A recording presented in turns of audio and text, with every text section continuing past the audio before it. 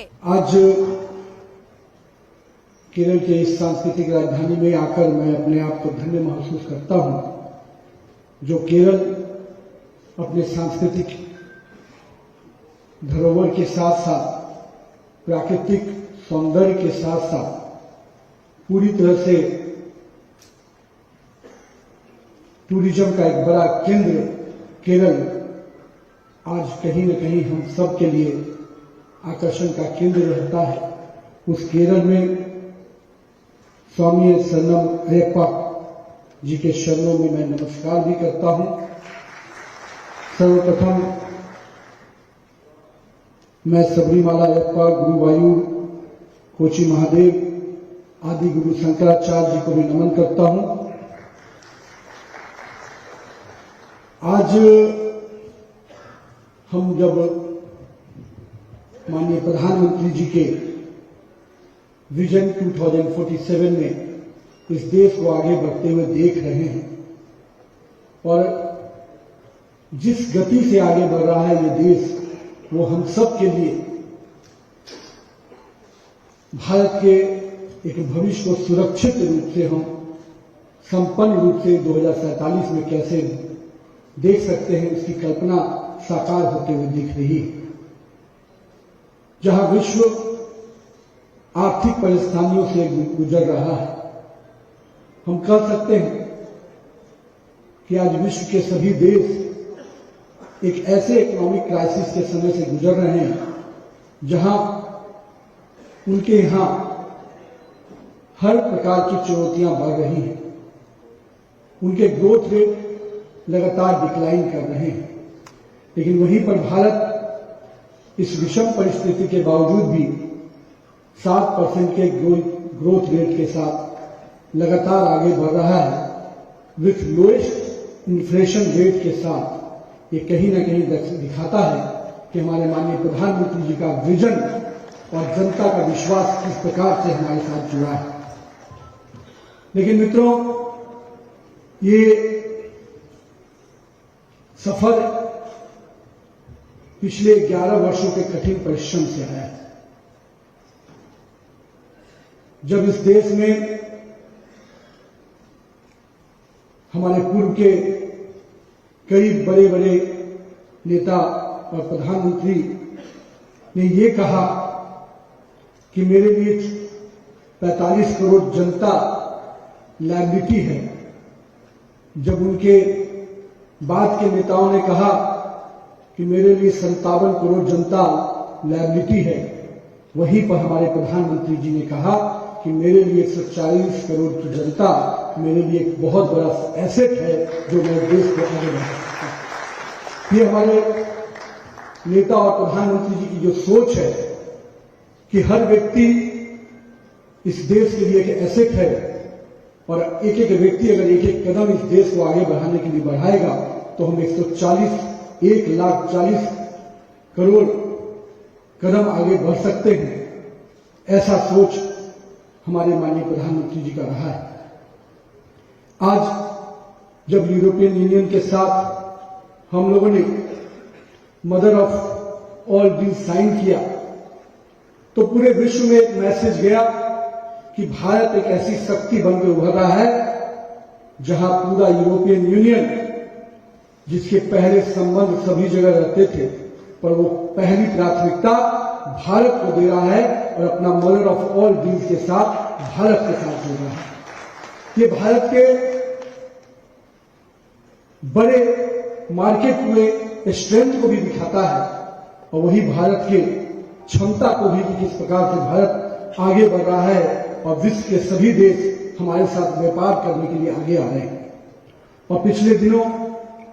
जो बड़े लंबे समय से असमंजस का दौर चल रहा था, मैं माननीय प्रधानमंत्री जी के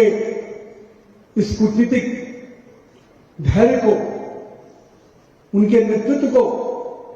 अभिनंदन करता हूं कि उन्होंने अपने पॉलिटिकल डिप्लोमेसी से अमेरिका के साथ भी 18% के उस लो रेट पर लाकर उस डील को फाइनलाइज कराया, जो स्पष्ट संकेत देता है कि आज वैश्विक स्तर पर भारत की क्षमता किस प्रकार से बढ़ी है। और आज हर देश के साथ हमारे जो संबंध बढ़े हैं वो कहीं न कहीं भारत के एक एक लोग के साथ माननीय प्रधानमंत्री जी का जो विश्वास जुड़ा है उसका ये देन है। माननीय प्रधानमंत्री जी ने जब स्टार्टअप की बात की, मेक इन इंडिया की बात की, स्किल इंडिया की बात की, तो लोगों को लगा कि ये ऐसा क्या चीज है। लेकिन आज 10 वर्ष पूरे होने जा रहे हैं स्टार्टअप इंडिया के, और आज किस प्रकार से भारत के युवा, भारत के लोग इस स्टार्टअप इंडिया से भारत की इकोनॉमी को स्ट्रेंथन कर रहे हैं, ये कहीं न कहीं माननीय प्रधानमंत्री जी का जो विजन है, जो मेक इन इंडिया के स्वरूप में उन्होंने बढ़ाया है, आज भारत का छोटा छोटा व्यवसायिक केंद्र भी बड़े रूप से उभर रहा है। और हमारे युवा जो जॉब सीकर्स नजर आते थे, आज जॉब गिवर्स के रूप में डेवलप कर रहे हैं। ये भारत का सबसे बड़ा स्ट्रेंथ है। हमारे बजट में चर्चा हो रही थी अभी कि माननीय प्रधानमंत्री जी ने और माननीय निर्मला सीतारमण जी ने कई विषयों को जोड़ा। मैं मानता हूं कि अपने कर्तव्यनिष्ठ प्रधानमंत्री जी का कर्तव्य भवन से कर्तव्य पथ पर चलने का जो संकल्प है, उसका ये पहला बजट है। और कह सकता हूं कि उनके संकल्प को सिद्धि तक पहुंचाने का ये बजट है जो उन्होंने इस बजट के माध्यम से सामने रखा है। मित्रों, जब इस देश में जनधन खाते की बात हुई, हम लोगों ने देखा कि उस दौर में किस प्रकार से लोग सोचते थे कि बैंक में पैसा नहीं है, गरीब के पास वो खाता क्या खोलेगा। मैं इस छोटी सी चीज को इसलिए बता रहा हूं कि इससे एक बड़ा रिवॉल्यूशन आया। जनधन खाता एक गरीब के लिए जब खाता खुला तो हर गरीब के करीब 54 करोड़ लोगों ने जनधन खाते का अपना बैंक अकाउंट खोला। उस समय हमको इसकी कल्पना नहीं थी कि आखिर इस खाते से होने वाला क्या है। लेकिन मुझे इस बात को मैं हर मंच से बोलता हूं कि सबसे बड़ा रिफॉर्म्स कोई आया तो इस गरीब के लिए जनधन खाते से आया। जब देश में दिल्ली से 1 रुपया चलता है तो गरीब के खाते में सीधे 1 रुपया पहुंचता है। डायरेक्ट ट्रांसफर स्कीम ने निश्चित रूप से एक गरीब को पूरी तरह से समृद्ध करने का काम किया, और मैं मानता हूं एक बड़ा रिफॉर्म इस माध्यम से हुआ। आज जब बजट के उस स्वरूप को आप देख रहे हैं जहां पर electronics, textile, semiconductors, chemicals, manufacturing unit को स्ट्रेंथन करने के लिए सरकार ने बहुत बड़ा कदम उठाया है। हमको वो भी समय याद है जब 2015 में 14 में माननीय प्रधानमंत्री जी ने इस राज्य देश के लिए इंफ्रास्ट्रक्चर ग्रोथ को पहले प्राथमिकता दी थी, और आज भी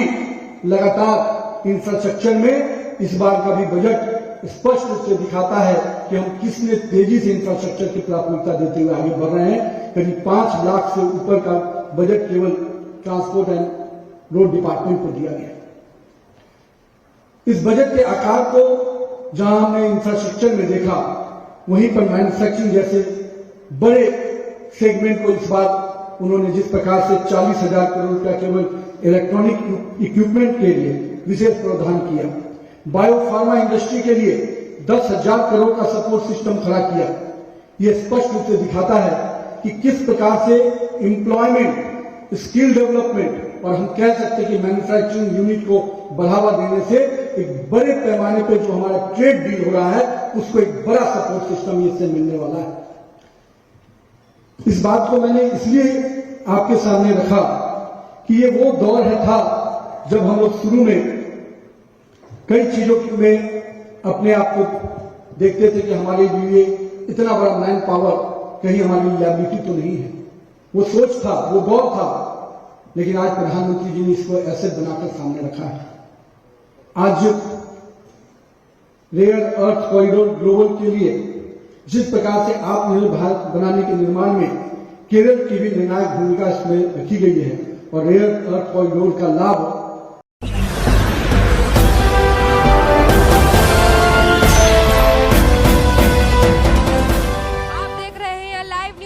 टीवी 9 राष्ट्र सबसे पहले।